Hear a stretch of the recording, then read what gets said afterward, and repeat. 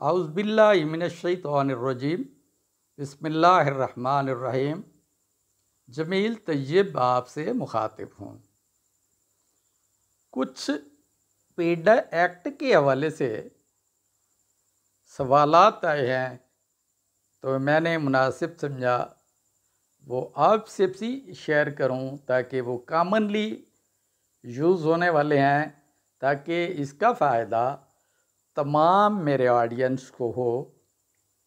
तो पीडा की इम्पोजिशन के बाद जब अक्यूज़ से मुराद मुल्ज़िम है जिस पर पीडा लगाया गया है, उसको एक पीरियड दिया जाता है कि वो अपने डिफेंस के लिए, अपने दिफा के लिए जो उस पर चार्जेस लगाए गए हैं वो अपने डिफेंस में जवाब जमा कराए। अगर वो इन केस जवाब जमा नहीं कराता तो अथॉरिटी के पास ये डिस्क्रिशनरी पावर्स हैं कि इंसाफ के तकाज़ों को पूरा करते हुए उसको एक्सटेंड भी कर सकती है या कर सकता है।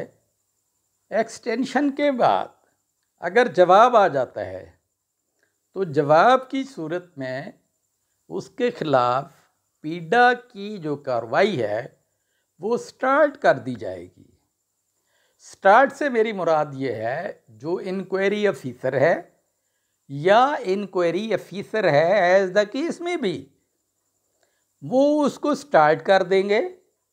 वो चाहे तो स्टेटमेंट की सूरत में, बयान की सूरत में, चाहे तो वो क्वेश्चनियर की सूरत में, सवालनामा की सूरत में, जो भी लोग हैं इसमें इन्वॉल्व, जो डिफेंस में हैं या अगेंस्ट हैं, उन सब से बयानात लिए जाएंगे कि आप इस बारे में क्या जानते हैं।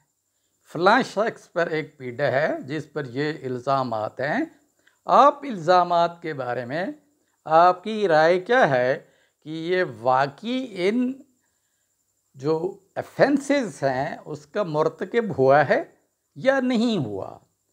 इसी तरीके से जो अक्यूज़ है वो अपना दिफा करेगा, डिफेंस करेगा, वो खा ज़बानी कलामी हो, ओरल हो या एविडेंसेस की सूरत में हो। एविडेंसेस से मुराद वो डॉक्यूमेंट्री प्रूफ्स होंगे जो उसके पास वो अपने डिफेंस में वो सबमिट करेगा। इसके लिए ज़रूरी है कि इस कार्रवाई को डे बाय डे स्टार्ट रखा जाए, इसमें दरमियान में वक्फा ना आए। अगर एक का बयान लिया है तो दूसरे का दूसरे दिन, तीसरे का तीसरे दिन, इसी तरीके से इस इंक्वायरी को कंप्लीट करने के लिए डे बाय डे इसको कंटिन्यू रखा जाए। इन केस कोई ख़ास मजबूरी आ जाती है तो उस सूरत में दरमियान में वक्फा ज़रूरी है, तो वो वक्फा 7 दिन से ज़्यादा नहीं होना चाहिए और वो वक्फा 7 दिन का ही होना चाहिए। अगर आप समझते हैं, यानी इंक्वायरी कमेटी ये समझती है या इंक्वायरी ऑफिसर ये समझता है कि जो अक्यूज़ है, मुल्ज़िम है, वो जानबूझकर इंक्वायरी के हवाले से कोई रुकावट डाल रहा है,